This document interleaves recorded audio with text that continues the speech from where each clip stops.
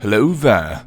You played the title update 1 of Monster Hunter Wilds, and with a new introduction of Tsushia and Mitsutsune you have been left wondering, what do we want to use now? Let's get straight into it, and if you enjoyed the video make sure to subscribe for future guides, speedruns and streams. Before the title update, the highest damage build we could use in many cases was the 4-piece Gurumagala set, which still holds true even after the update, but we are now swapping out the chest piece for the newly added Tsushia chest, which is just a slightly more slot efficient version of the Archveld chest. The set bonus self-frenzies our character once we enter combat against a big monster, and once cured, you will get a total of 25 raw and 25% crit from the set bonus alone. Additionally, we will slot in Maximum Might 3, which has been buffed or accidentally bugged to never lose the uptime on Maximum Might if you roll or guard once at full stamina, making the added stamina bar from the 2-piece Fulgur Anjanath set a lot worse, so in case you're wondering, no longer go for that. But keep in mind, this might get reverted in future updates.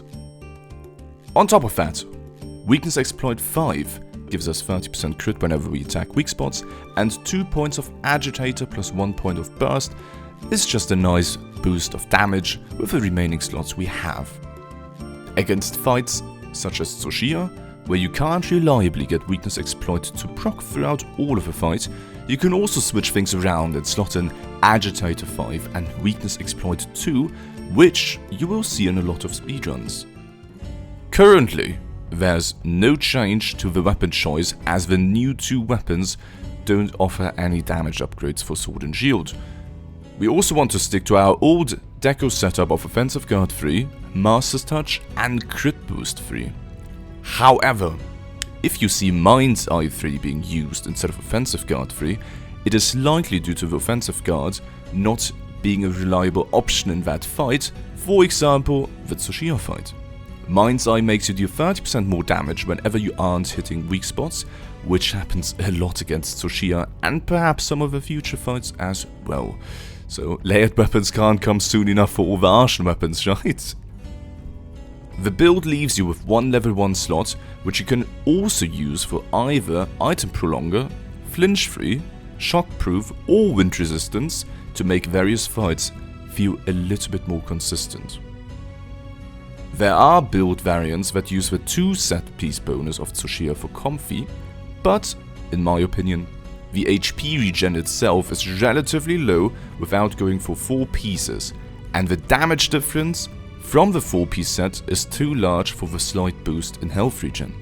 If you want comfort, I'd still stick with a 2-piece or 4-piece set bonus of the Archveld armor, since any wound pops will heal you for a ton of HP.